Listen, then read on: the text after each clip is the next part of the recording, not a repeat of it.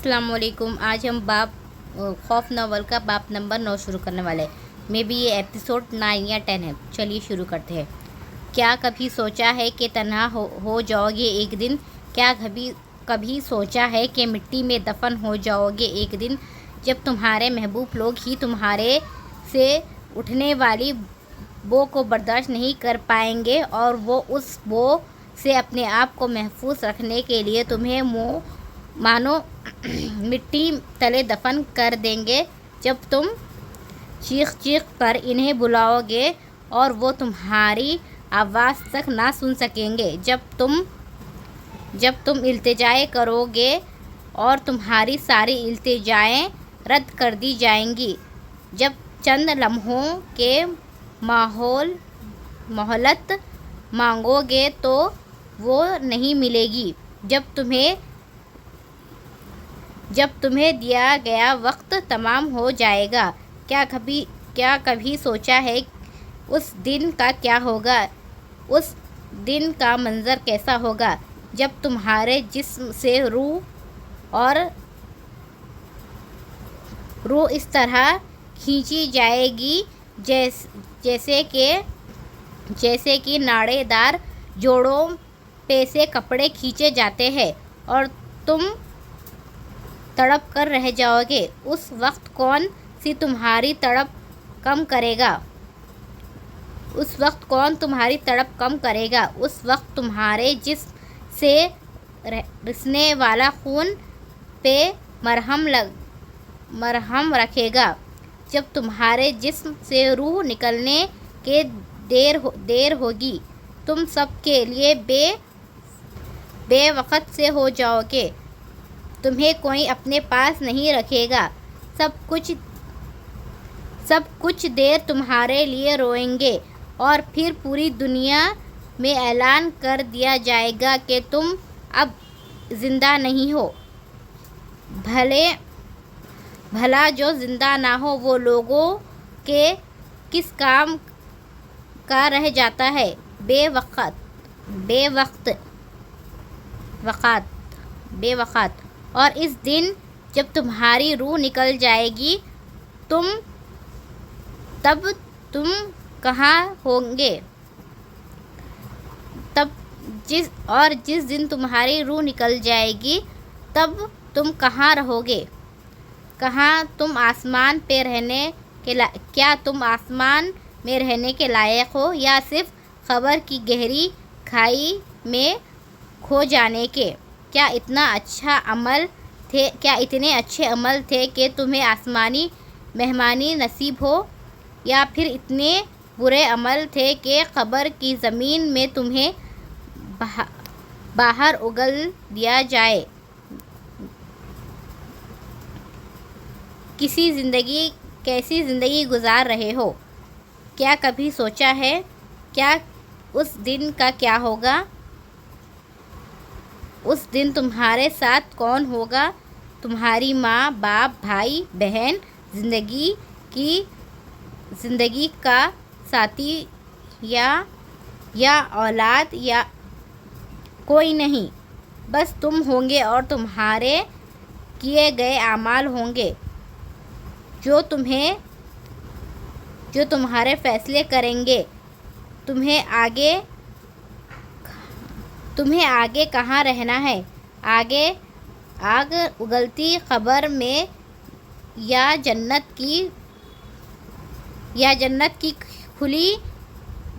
की खिड़की की खिली खबर में? तो सोच लो अभी से कि तुम क्या चाहते हो। खबर तो आखिरी ठिकाना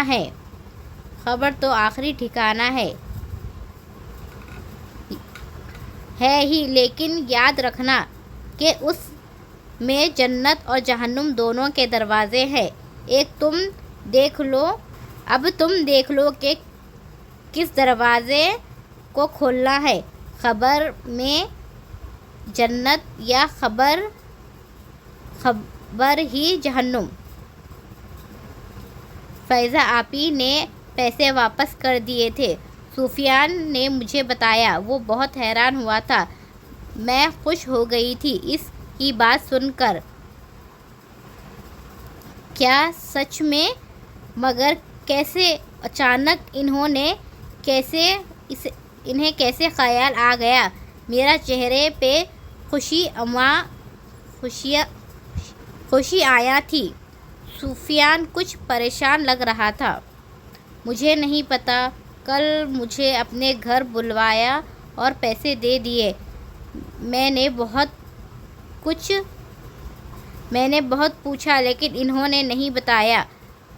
میں نے قسمیں بھی دی لیکن کہتی ہے کہ جب ان کے پاس پیسے ہیں تو وہ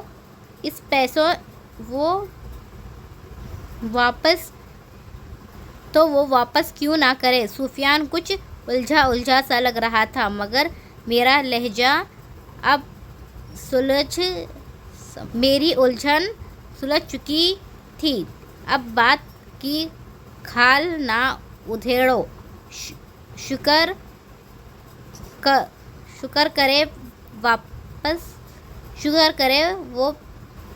کرو پیسے واپس مل گئے ہیں۔ اب تم فریج لے دو مجھے، میں 4 ماہ سے انتظار کر رہی ہوں۔ کچھ میرا بھی خیال کر لو۔ میں نے موقع دیکھتے ہی بات کی۔ سفیان نے مجھے ایک نظر دیکھا اور سر نفی میں ہلانے لگا۔ تم نے کوئی بات کی تھی ان سے؟ اس کا سوال میرے لیے بہت غیر متوقع تھا۔ ایک تو تمہیں میرے بارے میں کبھی اچھا گمان نہیں ہو سکتا۔ میں 4 ماہ سے چپ بیٹھی تھی۔ بتانا ہوتا تو میں تبھی بتا دیتی۔ میں نے اوپر سے بات رکھی۔ 4 ماہ چپ رہنا ایک فائدہ تو ہو گیا تھا کہ سفیان مجھ پہ شک نہیں کرے گا۔ اگر تم نے نہیں کہا تو کس نے کہا؟ سفیان سوچتے ہوئے بولا۔ کیا ضرورت ہے اتنا سوچنے کی؟ پیسے مل گئے واپس، بس یہی کافی ہے۔ چلو اب چلتے ہیں، فریج آرڈر کر آتے ہیں۔ میں بہت خوش تھی۔ میری نئی فریج جو آنے والی تھی۔ ابھی مجھے نیند آ رہی ہے، کل چلیں گے، سفیان کہہ کر لیٹ گیا۔ اس نے دوسری طرف کروٹ لی تھی۔ میں اس کے چہرے کو دیکھ نہ سکی۔ جو بھی تھا، مجھے تو پیسے مل گئے تھے۔ میں بہت خوش تھی۔ 5 سال اور آگے چلتے ہیں اور میں اب آپ کی اپنی زندگی کے اہم موڑ کے بارے میں بتاتی ہوں۔ بس یہ آخری ہے، اس کے بعد میں آپ سے کچھ نہیں کہوں گی۔ میرا اور آپ کا ساتھ بس یہیں تک تھا۔ یہ ایک آخری بات سن لیں، پھر آپ میری زندگی کو اور اچھے سے سمجھ لیں گے۔ یہ آپ کے فائدے کے لیے ہی ہے۔ سفیان نے فائزہ سے بہت بار پوچھا کہ اس نے پیسے کیوں واپس کیے لیکن فائزہ نے نہیں بتایا۔ وہ جانتی تھی کہ سفیان مجھ سے کتنی محبت کرتا ہے۔ وہ اسے میرے خلاف بھڑکا بھی دیتی تو بھی اس نے نہیں جھگڑنا تھا، اسی لیے اس نے چپ رہنا ہی مناسب سمجھا۔ اچھا ہی تھا، ورنہ ایک اور عذاب بڑھ جاتا۔ اور میری امی کی طبیعت خراب تھی بہت۔ میں ان کے پاس کچھ دن رہنے چلی گئی تھی۔ حیرت انگیز طور پر اس بار میری اور ان کی کوئی لڑائی نہیں ہوئی تھی۔ اس کی وجہ سے اس کی وجہ یہ تھی کہ امی نے اس بار مجھے کوئی لیکچر نہیں دیا تھا۔ جتنے دن میں یہاں رہی فائزہ میرے گھر رہنے آ گئی تھی۔ اب امی کے پاس بھی تو کسی کو ہونا چاہیے تھا۔ میرے پیچھے دونوں ماں بیٹیوں کو آزادی ملی ہوئی تھی۔ وہ دونوں جہاں کی چغلیاں کر رہی ہوں گی۔ بھلا مجھ سے کوئی مسئلہ ہے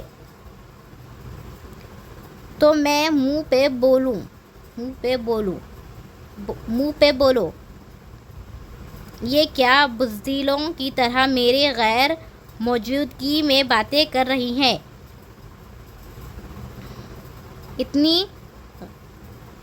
اتنی جرأت نہیں ہے ان میں کہ منہ پہ سچ بول سکے۔ اب ہر کوئی سویرا تو نہیں ہوتا۔ میرے بچے بڑے ہو چکے تھے۔ سفیان اور میرے درمیان محبت میں کمی آ گئی تھی۔ سفیان کھچا سا رہتا تھا، مجھ سے ہمیشہ لڑتا رہتا تھا۔ مجھے لگتا تھا کہ وہ اب کسی اور میں دلچسپی لے رہا ہے۔ میں اس بارے میں پر یقین نہیں تھی، لیکن جب مرد ایسے کرتا ہے تو اس کا زیادہ تر مطلب یہی ہوتا ہے۔ میں نے بھی اس کی ایک بات کا جواب چار باتوں سے دیا تھا۔ سمجھتا کیا تھا وہ اپنے آپ کو؟ محبت اس نے بھی کی تھی مجھ سے، اور اظہار بھی اسی نے کیا تھا۔ شادی کے لیے بھی اسی نے کہا تھا۔ میں نے بھی اس سے محبت کی تھی، لیکن جتنی ٹوٹ کر اس نے مجھ سے محبت کی تھی، میں سچ بولوں تو میں نے اتنی نہیں کی تھی۔ ہاں، میری یہ خواہش تھی کہ میں اس انسان سے شادی کروں جو مجھ سے محبت کرتا ہو۔ سفیان کی محبت نے مجھے اس شادی پہ آمادہ کر ہی لیا تھا۔ بس مجھے یہ بات نہیں سمجھ آتی کہ اگر وہ مجھ سے اتنا ہی ناراض تھا تو مجھے طلاق کیوں نہیں دے رہا تھا؟ کیا وجہ تھی اس کی؟ میں نے اس سے ایک دو بار غصے میں کہا بھی تھا کہ مجھے طلاق دے دو، لیکن اس نے طلاق نہیں دی۔ شاید ایسا کرنے سے وہ بے گھر ہو جاتا۔ اس نے یہ گھر میرے نام جو کر رکھا تھا جناب نے۔ چلو، میں تو عورت ہوں، میرے تو 2 بچے ہیں، اور اب مجھے طلاق یافتہ سے کوئی شادی نہیں کرتا۔ لیکن سفیان تو ابھی بھی جوان سا ہی لگتا تھا۔ مرد کو یہ بہت آرام ہوتا ہے کہ اس کی عمر عورت کے مقابلے میں بہت آہستہ آہستہ ڈھلتی ہے۔ میں کچھ موٹی بھی ہو گئی تھی، لیکن سفیان ابھی تک ویسا ہی تھا۔ نہ جانے کیا کبھی وہ ہوا ہے جو سوچا نہ ہو؟ اگر ہوا ہے تو کتنی خوشی ملتی ہے نا! دل باغ ہو جاتا ہے، سکون سا محسوس ہونے لگ جاتا ہے۔ زندگی پرسکون سی لگنے لگ جاتی ہے۔ اور دوسری طرف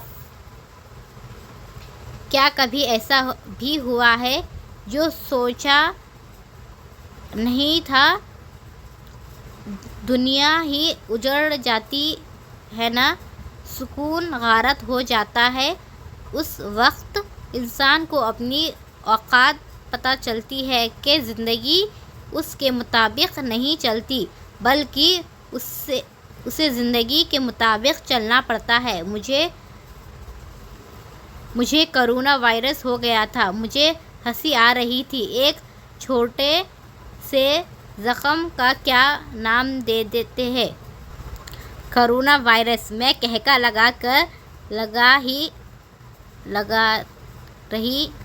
لگا رہی ہوں سوچ کر، بھلا پہلے کبھی زخم نہیں ہوا؟ بچپن سے زخم سے واسطہ پڑتا ہے۔ یہ کون سا زخم ہے جسے کرونا وائرس کہا جا رہا ہے؟ کتنے عجیب ہوتے ہیں یہ میڈیکل والے، کچھ بھی نام رکھ دیتے ہیں، لوگوں کو الجھائے رکھو۔ ایک ہی دوائی کے 10 نام رکھ دو تو لوگ بھی ان پہ یقین کر لیتے ہیں، اور اب جسے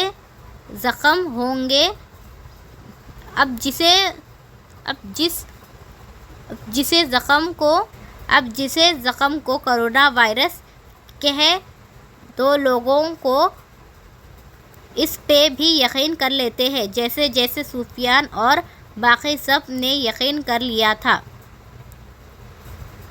کیا مجھے کرونا وائرس ہے؟ ان دنوں ملک میں وبا پھیل چکی تھی۔ میں ایسے ہی شاپنگ پہ باہر نکلی تھی اور جب واپس آئی تو مجھے شدید زکام تھا۔ میں نے اسے نارمل زکام ہی سمجھا، لیکن یہ نارمل نہیں تھا۔ میں نے 2 دن گھریلو دوائیاں لی، یعنی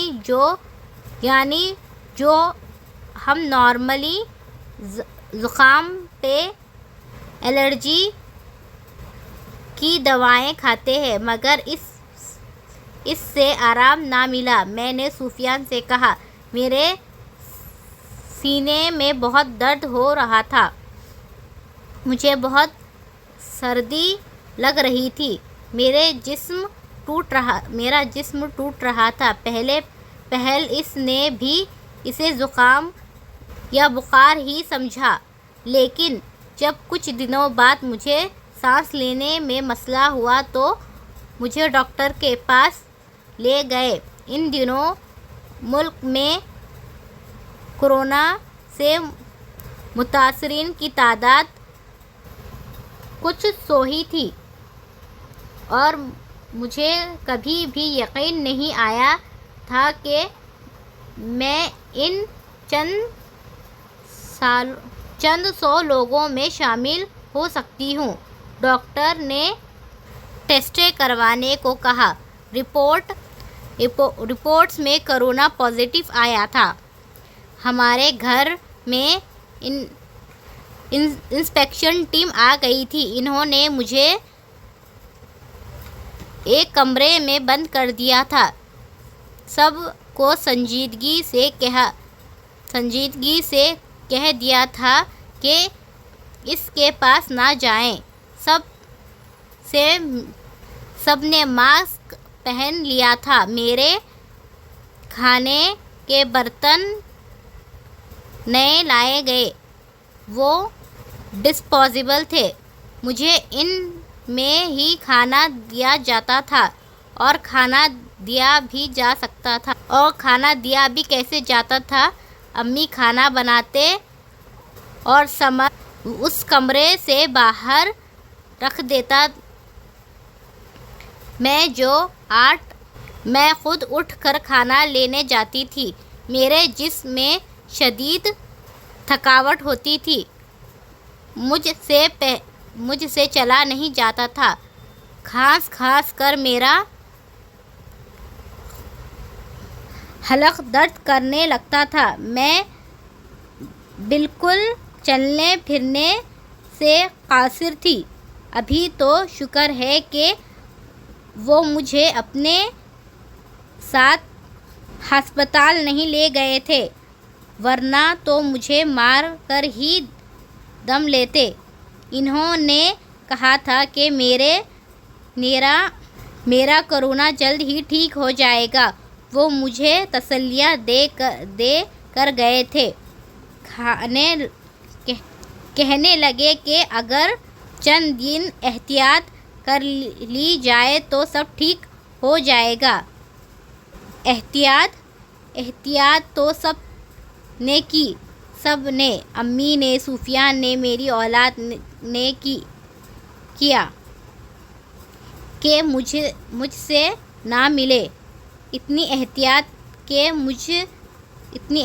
کہ میں نے سنبل کو 4 دن سے دیکھا نہیں تھا۔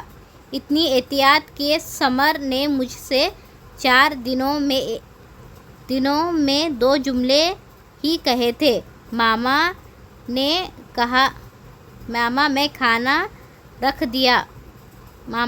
کھانا رکھ دیا ہے۔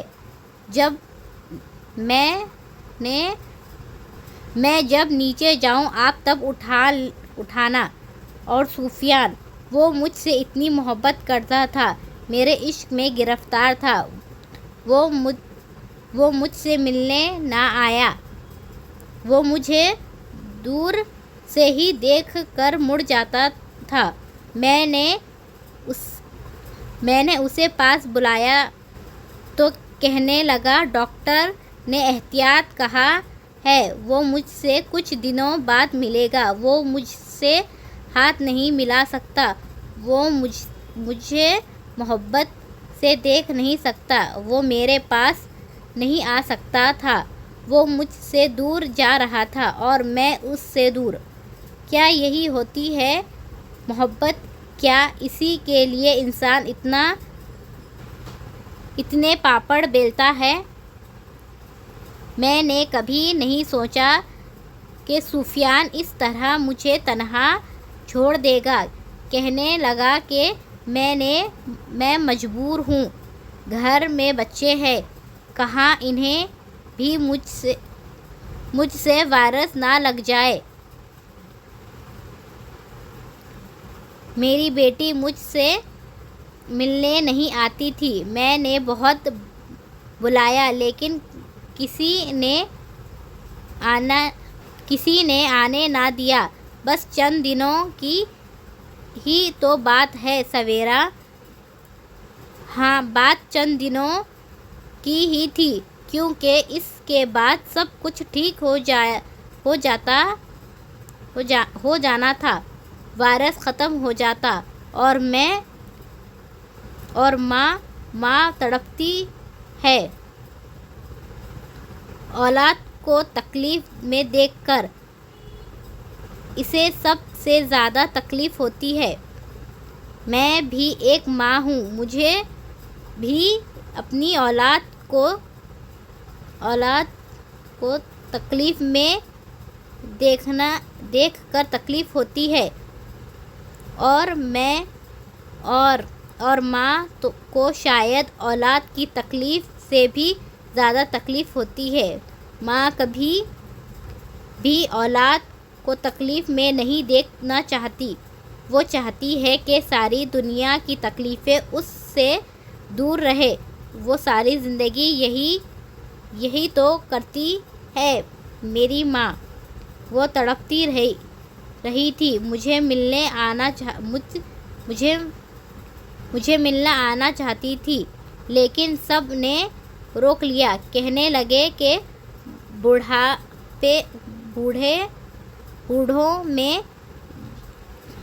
کہنے لگی کہ بھاڑ میں جائے وائرس، مجھ سے سویرا کی اتنی تکلیف میں نہیں دیکھا جا رہا۔ انہوں نے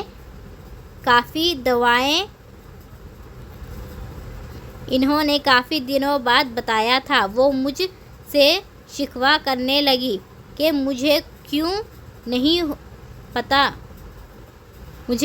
بتایا۔ میں نے تو یہی سوچا تھا کہ آپ ایک زخم ہی ہے۔ اب ایسی چھوٹی چھوٹی بیماریوں کے بارے میں پورے شہر میں کیا اشتہار لگانا۔ امی رو رہی تھی، اسد بھائی بھی اداس تھے، سفیان بھی دکھی تھا، میرے ساس کی آنکھوں میں بھی آنسو تھے۔ سمر اور سنبل بھی مجھے اس جان لیوا وائرس سے لڑتے دیکھ کر افسردہ تھے۔ انم بھی مجھ سے ملنے آئی تھی لیکن وہ مل نہ سکی۔ لیکن وہ کر کیا سکتی تھی؟ میرا علاج یہی تھا کہ میں ان سے دور رہوں۔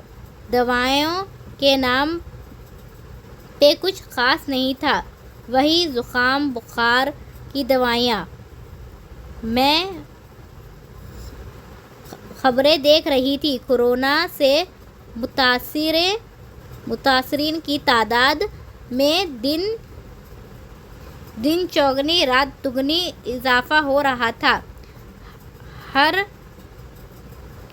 ہر کہیں پہ یہ وائرس پھیل رہا تھا، یوں جیسے فضا میں کوئی شر سا پھیل گیا ہو جس نے سارے ماحول کی خیر کو شر میں بدل دیا ہو۔ ہر انسان، برا انسان بھی تو ایک وائرس کی طرح ہی ہوتا ہے، وہ اتنی برائی کو پورے محلے میں پھیلا دیتا ہے۔ لوگ اس کے برائیوں سے اسی وائرس کی طرح لڑتے ہیں، کچھ جنت جاتے ہیں، کچھ فنا ہو جاتے ہیں، اور وائرس یا بیماری وہ سب کو مار کر ہی ختم ہوتی ہے۔ اکیلا پن، تنہائی۔ میں نے سفیان کی غربت کو آج اہم جانا تھا، جب مجھے رات کو اکیلے ہی رہنا پڑ رہا تھا۔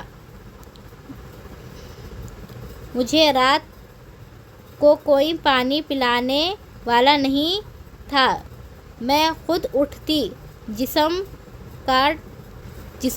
جسم کانپ رہا ہوتا تھا، اچانک سردی لگنے لگ جاتی تھی، بخار کی وجہ سے پسینے بھی آتا تھا، کھانسی تھی کہ جان ہی نہیں چھوڑ رہی تھی، میرا حلق تو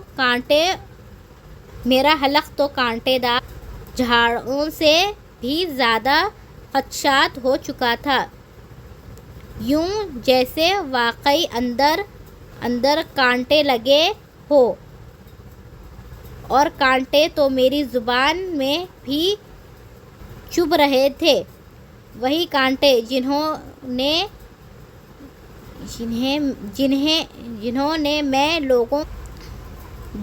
میں لوگوں کی زندگیوں میں اگلتی تھی، مگر میرے حصے کا کانٹا زیادہ تکلیف دہ تھا۔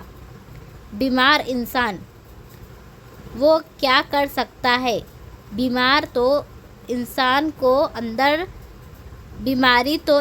کو اندر سے کھاتی رہتی ہے۔ میرے جسم میں وائرس نہ جانے کہاں تک پھیل رہا تھا، میری حصیں بھی متاثر ہو رہی تھی۔ میں پتہ نہیں کیا کھا رہی تھی، کیا پی رہی تھی، بس یہی پتہ تھا کہ یہ کھانے کی چیز ہے۔ میں سونگھنے کے احساس کو بھی کھو بیٹھی تھی۔ مجھے کچھ بھی سمجھ نہیں آ رہا تھا۔ میں رونا چاہتی تھی، درد سے، تکلیف سے، لیکن میری آنکھیں جیسے ویران سی ہو گئی تھی، یا مجھے میں اب رونے کی کبھی ہمت نہیں رہی، اور میں اکیلی رہ گئی تھی۔ کمرے کی دیواروں نے مجھے چاروں طرف سے گھیر رکھا تھا۔ میں سارا دن دیواروں کو دیکھتی رہتی تھی۔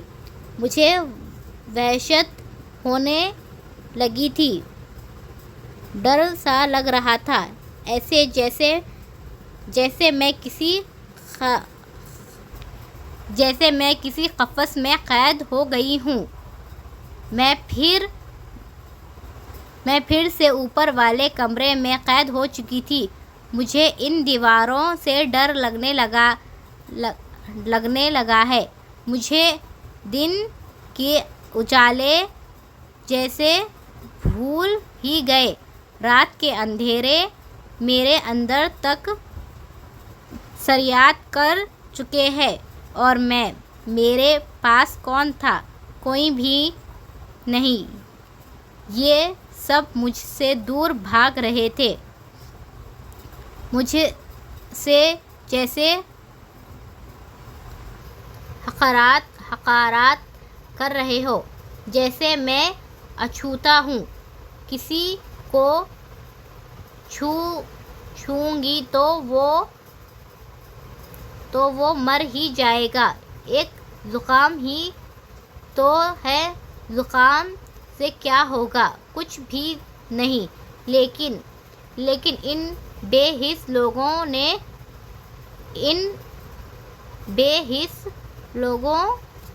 لوگوں نے مجھے بالکل تنہا چھوڑ دیا۔ احساس مر چکا ہے ان کا۔ سفیان کی محبت اب کہاں ہے؟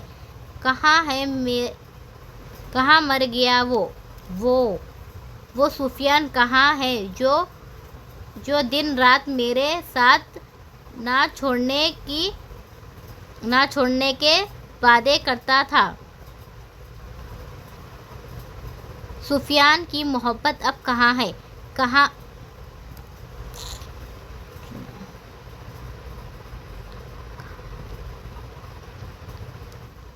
اب کہاں ہے وہ؟ میں چیخ کر اسے بلا رہی تھی، میرا گلا بیٹھ جاتا تھا، میری آواز بند ہو جاتی تھی، مگر وہ مجھ سے اپنی محبت کا وعدہ نبھانے نہیں آتا۔ وہ مجھ سے اب اس طرح محبت نہیں کرتا۔ اب جب مجھے اس کی ضرورت آن پڑی ہے، وہ مجھے چھوڑ کر دوسرے کمرے میں بیٹھا ہے، لا تعلق سا، بے حس سا، جیسے میرا اور اس کا کوئی تعلق نہیں ہے۔ میں بس اس سے یہی چاہتی ہوں کہ وہ میرا اس برے وقت میں میرے ساتھ نہ چھوڑے۔ اگر سفیان میری جگہ ہوتا اور میں اس کی جگہ ہوتی تو میں اپنی محبت کا ثبوت دیتی، میں اسے رابطے میں رہتی، کم سے کم وہ مجھ سے باتیں تو کرے، مجھ سے میرے دل کا حال تو پوچھے۔ وہ میرے قریب نہیں تو دور کھڑا ہو کر ہی مجھ سے بات کر لے۔ سارا دن آفس میں رہتا ہے، واپسی پہ رسمی سلام دعا کرتا ہے اور چلا جاتا ہے۔ میں نے گلہ کیا تھا اس سے، کہنے لگا کہ تم ٹھیک ہو جاؤ گی تو باتیں ہی کریں گے۔ میں نے کہا کہ وہ وائرس ہی تو ہے،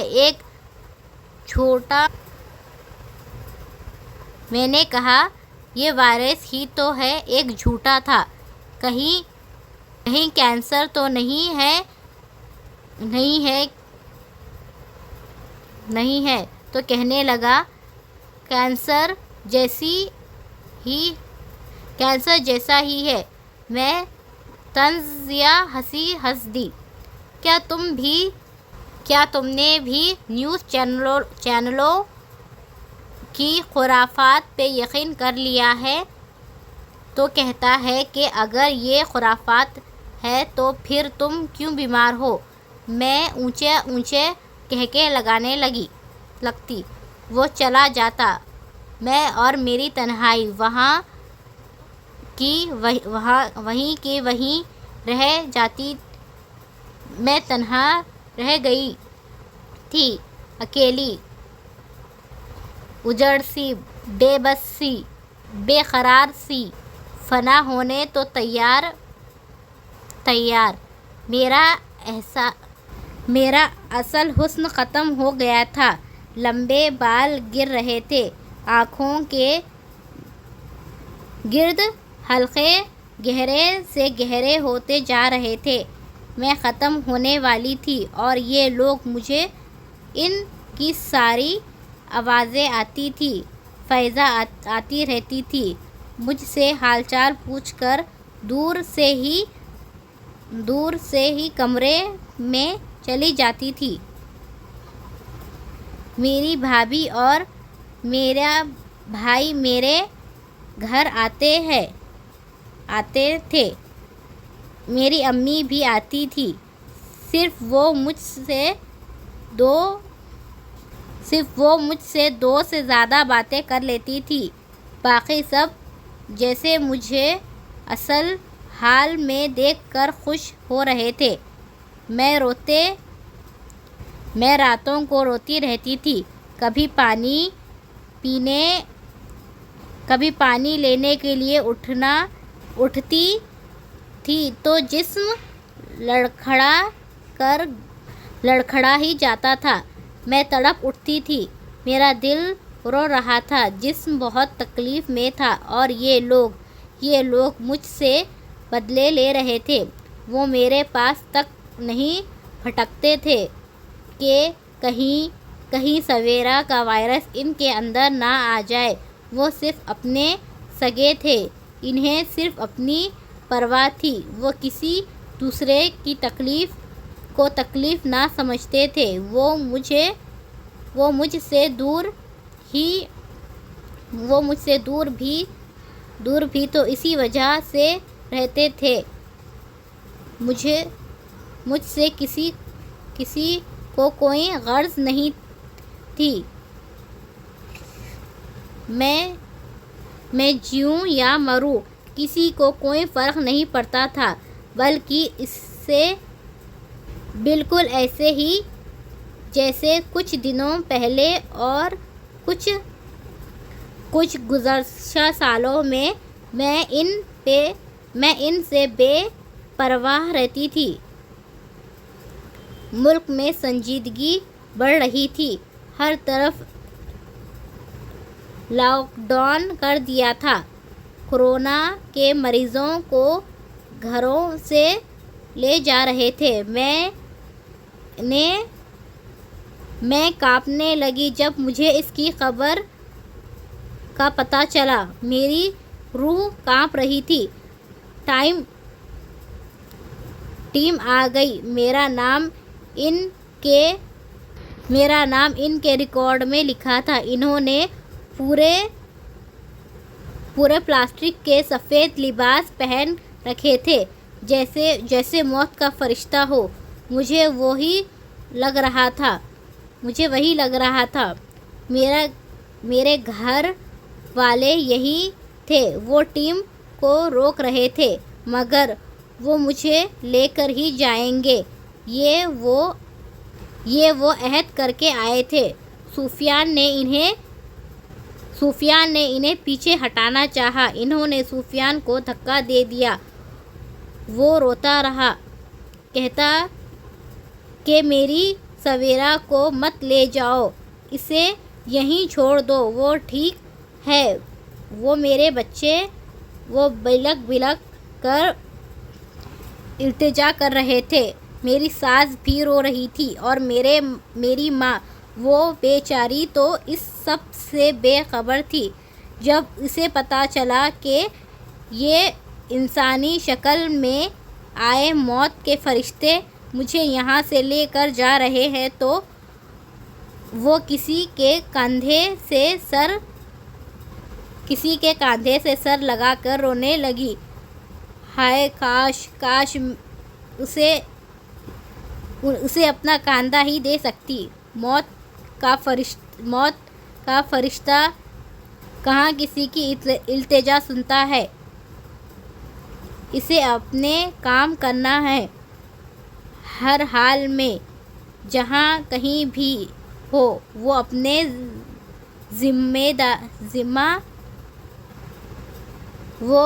ذمہ سونپے گئے فرض کی ادائیگی کرنا جانتا ہے۔ وہ اپنے کام سے ایک لمحہ بھی غفلت نہیں برتتا۔ انسان کی التجائیں، آنسو اور منتیں کسی کام کی نہیں رہی۔ جب مالک الموت آ جاتا ہے اور اپنے ساتھ ایک روح کو لے جاتا ہے، پیچھے جسم رہ جاتا ہے جو کسی کام کا نہیں رہتا، وہ صرف اور صرف مٹی میں ہونے کے لیے رہ جاتا ہے۔ کیڑے مکوڑے اس کے اس بے روح جسم کو آپس میں بانٹ لیتے ہیں۔ سالوں بعد ہٹائی مٹی بھی کھل جاتی ہے۔ وہ سنجیدگی، وہ اکڑ، وہ تکبر، وہ انا، وہ سب کہیں کسی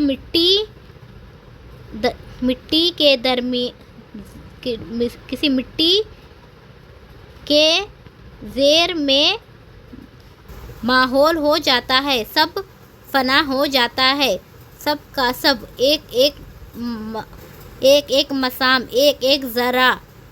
میرا مالک الموت بھی آ گیا تھا، میری آخری سانس، آخری منظر، آخری وقت، سب آخری بھی ختم ہو گیا تھا۔ اب آخرت تھی، اب عاقبت تھی، اب تو انجام تھا۔ میری روح کو جسم سے کھینچ لیا گیا تھا۔ میں لفظ تکلیف کے معنی اب جان پائی تھی۔ جب میری روح کو میرے جسم سے میرے جسم کے موجود بالوں تک سے مجھے کھینچا جا رہا تھا۔ کانٹے دار جھاڑی سے کپڑے کھینچنا تو بس ایک مثال ہے، یہ تکلیف ایسی ہے کہ اس سے بچنے کے لیے بھی انسان موت کی ہی تمنا کرتا ہے۔ میرے بے روح جسم میرے محققین کے سپردار کر دیا تھا۔ اس وائرس نے مجھے بہت رسوا کیا تھا۔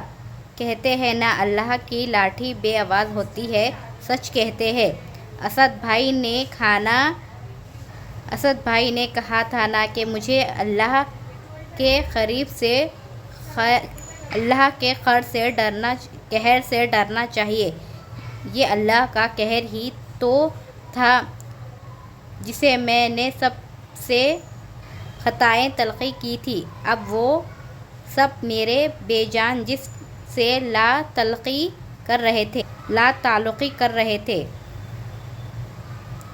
میں اپنے آخری بستر پر لیٹی تھی۔ میرا جنازہ پڑھا جا رہا تھا۔ اب جلد ہی مجھے مٹی میں دفن کر دیا جائے گا۔ اور پھر میں نے کچھ آوازیں سنیں۔ میرا بے روح جسم ہلا۔ میرا چادر اٹھایا جا رہا تھا۔ میرا جنازہ اٹھایا جا رہا تھا۔ غرب سے غرب تک کا سفر طے ہونے کو تھا۔ گورنگ کہہ رہا تھا کہ آج سے پہلے اسے قبر کھودنے میں اتنی مشقت نہیں ہوئی تھی۔ میں نے سنا تھا کہ جو برے لوگ ہوتے ہیں، زمین بھی ان کے جسم کو اپنے اندر رکھنا پسند نہیں کرتی۔ کیا میں اتنی بری تھی؟ ہاں، میں بہت بری تھی۔ پھر میرا جسم کو قبر میں رکھا نہیں، پچڑ گیا۔ میں منحوس تھی، اچھوتا تھی۔ مجھے وائرس جو تھا وہ مجھے اس طرح سے ذلیل اور رسوا کر رہا تھا۔ میں ایک چڑھائی کے اوپر تھی۔ چڑھائی بڑی تھی تاکہ کوئی میرے وائرس زدہ جسم کے قریب نہ آ سکے۔ انہوں نے مجھے عزت سے قبر میں نہیں رکھا۔ میں ایک چٹائی کے اوپر تھی۔ چٹائی بڑی تھی تاکہ کوئی میرے وائرس زدہ جسم کے قریب نہ آ سکے۔ انہوں نے مجھے عزت سے قبر میں نہیں رکھا۔ انہوں نے چٹائی چھوڑ دی۔ کیا ان میں سے کوئی مجھ سے عبرت نہیں پکڑے گا؟ میرے انجام سے کوئی سبق نہیں سیکھے گا؟ جو لوگوں کو دور رکھتا ہے، انہیں عزت دیتے ہیں، رشتوں کو توڑتے ہیں، خطائیں تلقی کرتے ہیں، وہ خدا کی لاٹھی کا انتظار نہ کرے، وہ مجھ سے عبرت پکڑ لے، ورنہ اس کا انجام بھی میرے جیسا ہی ہوگا۔ میں نے زندگی میں رشتوں کو خود سے دور رکھا۔ اب وہ رشتے میرے منحوس وجود کے قریب بھی نہیں آ رہے تھے۔ وہ مجھ سے اپنا بچاؤ کر رہے تھے۔ جو رشتے خطائیں کرتے ہیں، اللہ اس کا وجود خطا کر دیتا ہے۔ آخری کمرہ۔ یہ چار دیواریاں تو میرے کمرے کی چار دیواریاں سے بھی کتنی چھوٹی تھی۔ اصل میں تو انسان کا گھر یہی ہے۔ وہ سب تو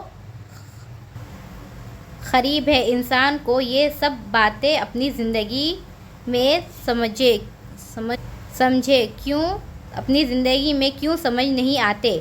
کیوں وہ یہ سب سمجھنے کے لیے موت کا انتظار کرتا ہے؟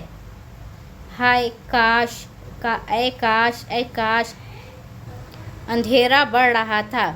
قبر بند ہو رہی تھی۔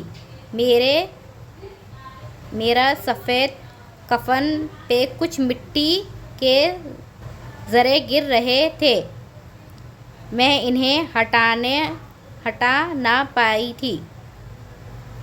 خدا کے لیے مجھے چھوڑ کے مت جاؤ، خدا کے لیے۔